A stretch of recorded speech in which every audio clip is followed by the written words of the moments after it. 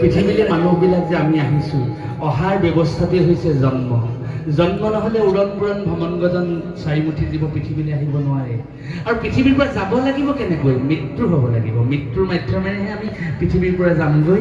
কাৰণ অকল আমিহে জন্ম হৈছোঁ নেকি? আমাৰ দেউতাসকল জন্ম হৈছে, মৃত্যু গ্ৰহণ কৰি পৃথিৱীৰ পৰা প্ৰস্থান ঘটিছে।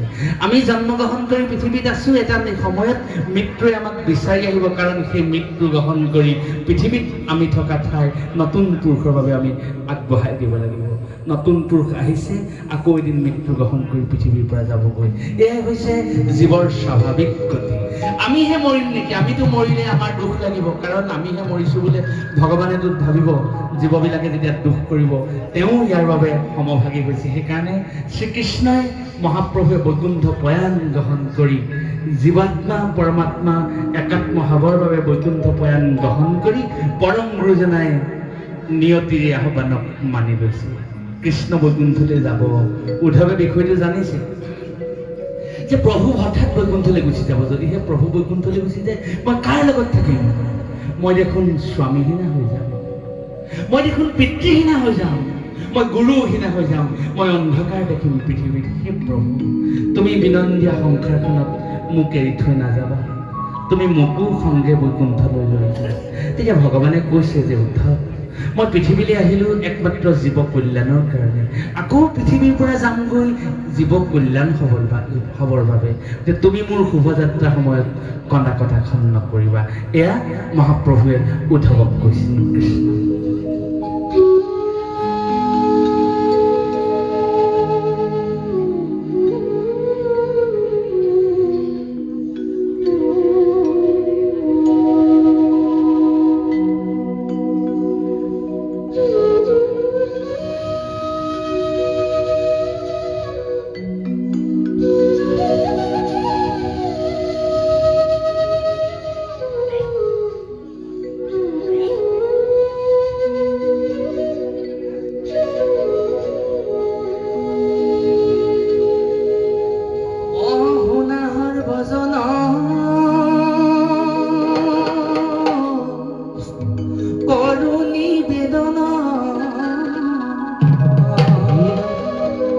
বৈকুণ্ঠ প্ৰয়াণ কথা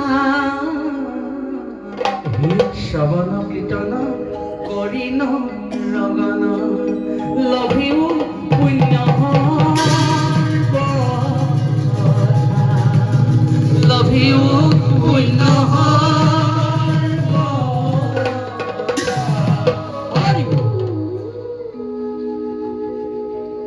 এৰা মই যাওঁ বৈকুণ্ঠলৈ,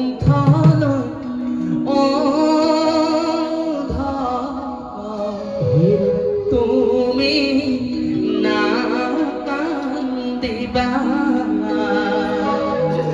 তুমি নাকান্দিবা। ও বিচাৰিলে তুমি মোক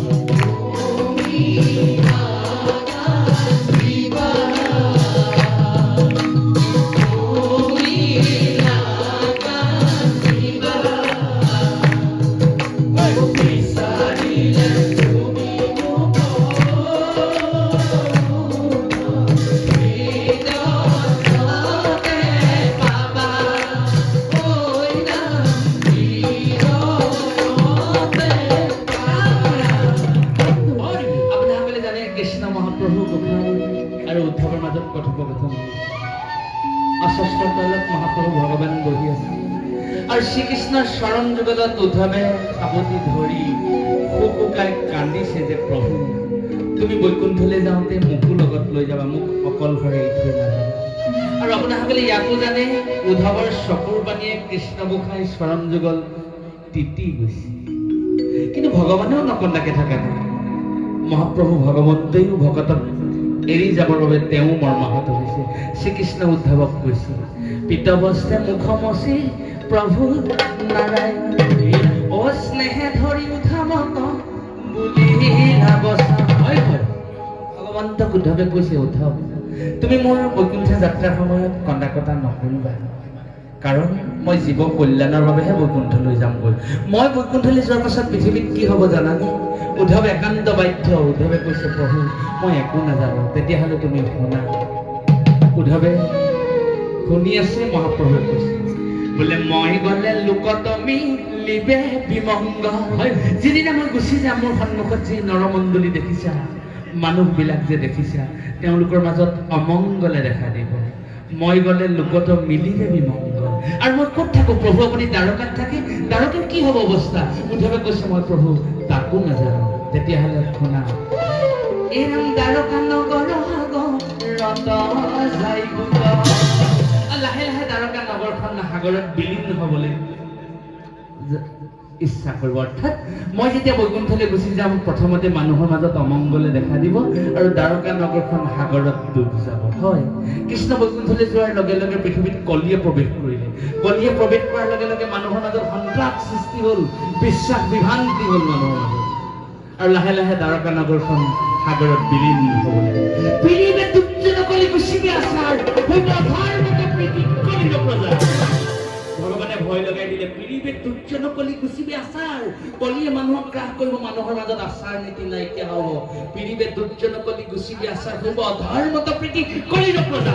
মানুহবিলাক অধৰ্মী হ'ব, পিতা পুত্ৰৰ মাজত সম্বন্ধ নাথাকিব, স্বামী এৰি পত্নী পলায়ন হ'ব, গুৰু শিষ্যৰ মাজত সম্বন্ধ নাথাকিব, অল্প কথাতে মানুহে মানুহক মৃত্যুদণ্ড তথা সন্ত্ৰাস সৃষ্টি কৰি সন্তুষ্টি লাভ কৰিব, যিটো আজিৰ যুগত হৈ আছে। ভগৱানে উদ্ধৱক কৈছে যে মই বৈকুণ্ঠলৈ যোৱাৰ পিছত এইখিনি অৱস্থা হ'ব। এতিয়া উদ্ধৱৰ খুব ভয় লাগিছে যে উদ্ধৱে কৈছে প্ৰভু এনেকুৱা এখন অপায় অমংগলে ভৰপূৰ সংসাৰত তুমি মোক থৈ নাযাবা, মোকো তুমি লৈ যোৱা।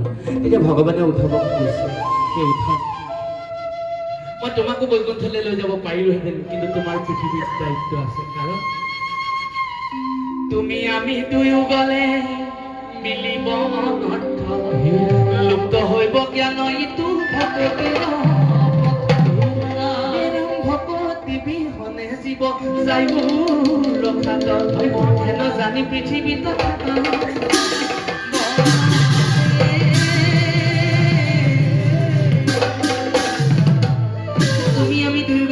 অনৰ্থ, তোমাক লৈ গ'লে অনৰ্থ হ'ব পৃথিৱীত। ভক্তি তত্ত্ব পৃথিৱীত অকণ নাথাকিব। সত্য সূচক ক্ষয়া ক্ষমা দয়া এই চাৰি পদৰ একোৱেই নাথাকিব। ধৰ্ম থাকিব লাগিব, সত্য থাকিব লাগিব। সেইকাৰণে তুমি পৃথিৱীত যিসকল ভকত থাকিব তেখেতলোকক ভক্তি তত্ত্ব দিবৰ বাবে পৃথিৱীত থাকিব লাগিব।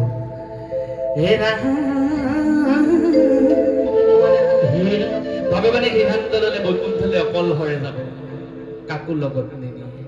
তেতিয়া উদ্ধৱে প্ৰভুক কৈছে প্ৰভু তুমি বৈকুণ্ঠলৈ যোৱাৰ লগে লগে যদি দ্বাৰকা নগৰখন সাগৰত বিলীন হৈ যায়, মানুহৰ মাজত যদি অমংগলে দেখা দিয়ে, পৃথিৱীত দুৰ্জনকলি গুচিবে আচাৰ হইব অধৰ্মত প্ৰীতি কলিৰ প্ৰজাৰ, এই অধৰ্মী মানুহবিলাকৰ আগত মই কৃষ্ণ কথা কেনেকৈ দিম? দান দিবলৈতো পাত্ৰ লাগিব, তোমাৰ কথা মই ক'ত দিম? তেতিয়া মহাপ্ৰভুৱে অৰ্থাৎ কৃষ্ণই উদ্ধৱক কৈছে, কাৰ কথা কৈছে? আপোনাসকলৰ দৰে পৰম বৈষ্ণৱসকলৰ কথা। তুমি ক'ত থাকিবা সেই কথা কৈছে। বোলে লাজ হেৰি গুণ গায়া নাচে আনন্দতে জগত পবিত্ৰ কৰে সেহিহে ভকতে লাগি প্ৰেম আছ ৰিল যাৰ মনে নেৰুতাৰ হৃদয়ক সখী হৰ বান্ধিলে কমাৰ পাত প্ৰেম জৰি উত্তম ভকত জানা কৈলো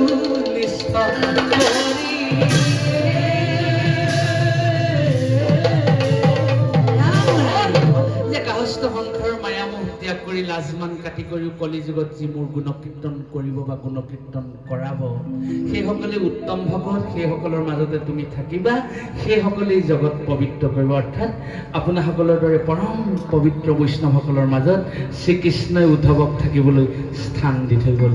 ভগৱান বৈকুণ্ঠলৈ যাবৰ হ'ল।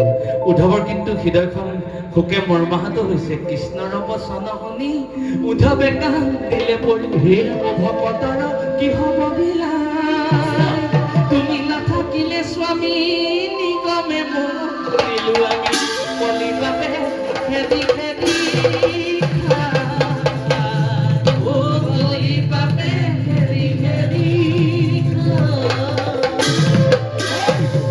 ভগৱানৰ স্মৰণত থৈ উদ্ধৱে কৈছে, নাযাবা আমাক এৰি মোৰ প্ৰভুদেৱ, নাযাবা আমাক এৰি, নাযাবা আমাক এৰি,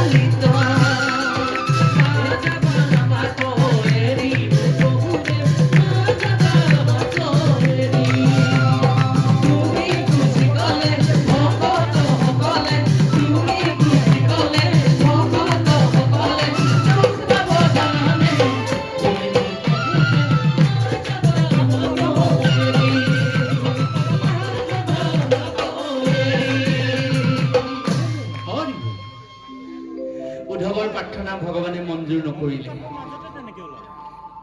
উদ্ধৱৰ প্ৰাৰ্থনা ঈশ্বৰে মঞ্জুৰ নকৰি ভগৱান বৈকুণ্ঠলৈ গুচি গ'ল।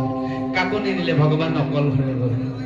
এই উদ্ধৱ আৰু কৃষ্ণৰ মহাপ্ৰভুৰ কথোপকথনবিলাক যদি সঁচাকৈ আমি অনুধাৱন কৰোঁ, তেতিয়া ভাবোঁ মানুহ মৃত্যু হ'লে আমি কান্দিব নালাগে। আমাৰ কৰণীয় কৰ্তব্য কন্দা কটাখন নহয়, কৰণীয় কৰ্তব্য হ'ল সেই প্ৰভু যিজন আত্মা দেহ ত্যাগ কৰি গুচি গ'ল, সেইজন আত্মাক তোমাৰ চৰণত স্থান দিয়ে। আমি সেই কামনা কৰিহে ঈশ্বৰৰ ওচৰত প্ৰাৰ্থনা কৰিব লাগে। ভগৱন্তে আপোনাসকলে জানে, ভগৱন্তে উদ্ধৱক এৰি থৈ গুচি গ'ল। উদ্ধৱৰ কি হ'ল অৱস্থা? কৃষ্ণ কলৈনো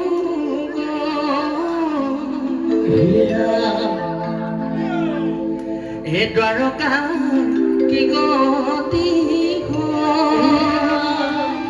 লাহে লাহে দ্বাৰকাখন পানীৰ তলত ডুব যাবলৈ আৰম্ভ কৰিছে।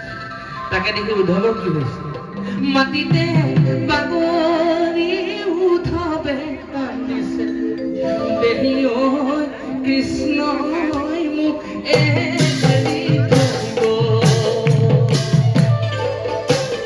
কৃষ্ণ কলৈনো গ'ল, দ্বাৰকা কি গতি হ'ল, হে ৰাম মাটিতে বাগৰি উদ্ধৱে কান্দিছে, দেহি ঐ কৃষ্ণই মোক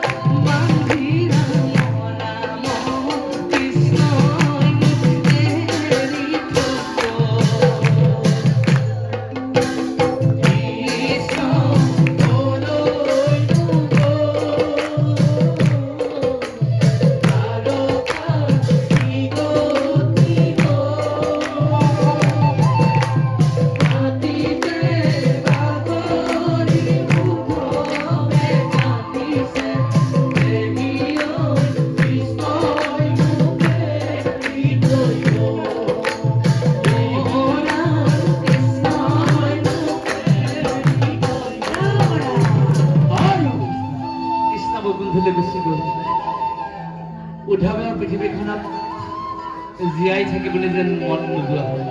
চাৰিওফালে উদ্ধৱে অন্ধকাৰ দেখিলে। আপোনাসকলে জানে ৰামচন্দ্ৰ বনলৈ যোৱাৰ পাছত ৰামচন্দ্ৰৰ খৰমযোৰকে বুকুত বান্ধি লৈ ঘৰতে সিংহাসনত প্ৰতিষ্ঠা কৰি ৰাজ্য শাসন কৰিলে। আৰু ভগৱান কৃষ্ণ বৈকুণ্ঠলৈ যোৱাৰ লগে লগে উদ্ধৱৰ পৰম সৌভাগ্য হ'ল কৃষ্ণ গোসাঁই খৰমযোৰ তেওঁ লাভ কৰিলে। কৃষ্ণৰ ভৰিৰ খৰম আনি মাথে লৈলা বান্ধি কৃষ্ণ বুলি কন্দন কৰিয়া চলি কৰিলা মহা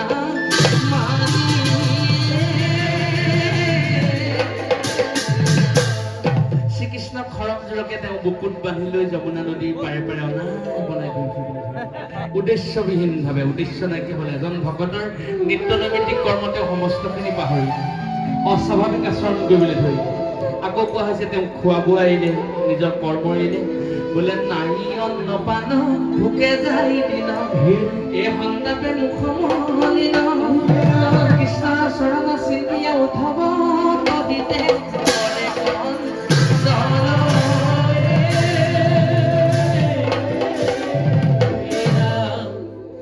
কৃষ্ণ দ্বাৰকাৰ কি গতি হ'ল মাটিতে বাকৰি উদ্ধৱে কান্দিছে প্ৰভুৱে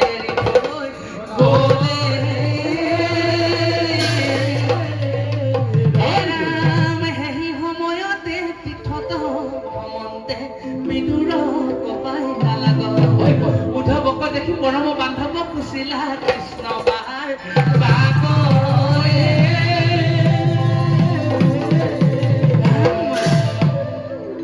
অতি তাৎপৰ্যপূৰ্ণ কথা আপোনাসকলে জানে শ্ৰীকৃষ্ণৰ খৰমযোৰ বুকুত বান্ধি লৈ মহাভক্ত উদ্ধৱ যমুনা নদীৰ পাৰে পাৰে বালিয়ে বালিয়ে ঘূৰি ফুৰিছিল। সেই সময়তে তীৰ্থ ভ্ৰমণ কৰি অন্য এজন পৰম বান্ধৱ পৰম ভকত বিদুৰ আহি সেই স্থানত উপবিষ্ট হৈছিল। বিদুৰে আঁতৰৰ পৰা ভগৱানৰ অংশ উদ্ধৱক দেখিছে আৰু আঁতৰৰ পৰা দেখি তেওঁ ভাবিছে নিশ্চয় সেয়া উদ্ধৱেই হ'ব। বিদুৰে বহুদিনৰ মূৰত ঋণী উদ্ধৱক দেখা পাই পৰম আনন্দ হৈ দৌৰি আহিছে উদ্ধৱৰ ওচৰত।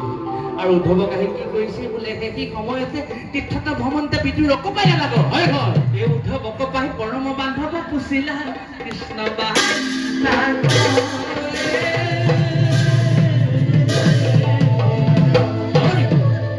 এজন হৈছে উদ্ধৱ। আমি যদি ভাবি লওঁ কৃষ্ণক হেৰুৱাৰ যন্ত্ৰণাত শোকে মৰ্মাহত হৈ যমুনা নদীৰ পাৰে পাৰে ঘূৰি ফুৰিছে। তেওঁ পৰম বান্ধৱ বিদুৰ আহি সেই স্থানত উপবিষ্ট হৈ পিনে বিদুৰে সুধিছে উদ্ধৱ বান্ধৱ ভালে আছেনে, ৰামকৃষ্ণৰ ভালনে, বসুদেৱ দেৱকী ভালনে? যিমানে কৃষ্ণ গোসাঁইৰ কথা সুধিছে সিমানে উদ্ধৱৰ হৃদয়ত থকা শোকৰ দাবাগ্নিত ডাও ডাও কৰি জ্বলিছে। তেতিয়া উদ্ধৱে বিদুৰক কৈছে শুনা হে বিদুৰ প্ৰাণৰে বান্ধৱ প্ৰভু আৰু ইয়াত নাই এৰি নৰলীলা বৈকুণ্ঠে চলিলা এৰি নৰলীলা বৈকুণ্ঠে চলিলা এৰি নৰলীলা বৈকুণ্ঠে চলিলা এৰি নৰলীলা বৈকুণ্ঠে চলিলা ভোকে প্ৰাণ ফুটি যায়।